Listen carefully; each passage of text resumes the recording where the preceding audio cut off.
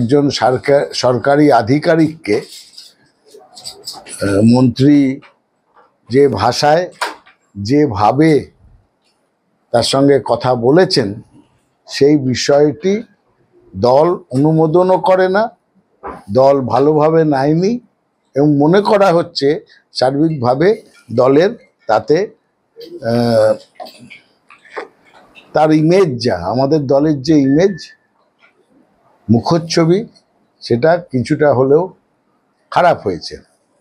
This or that মানে হচ্ছে ক্ষমা চাইলে পদত্যাগ নয়, এরকম একটা ব্যাপার আমি দেখছিলাম চলছিল, সেটা ভুল।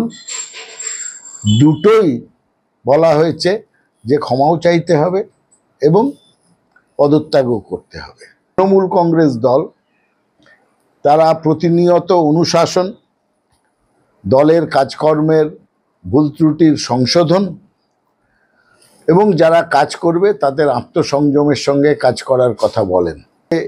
শুভেন্দু অধিকারী বিরোধী দলনেতা,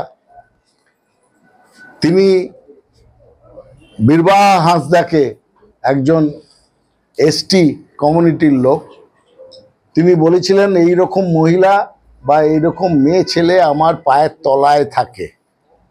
তার বিরুদ্ধে তো দৃঢ়তার সঙ্গে ব্যবস্থা নিতে পারতো বিজেপি, নিতে পারেনি, কারণ তাদের সেই ক্ষমতা নেই, তৃণমূলের যে ক্ষমতা আছে।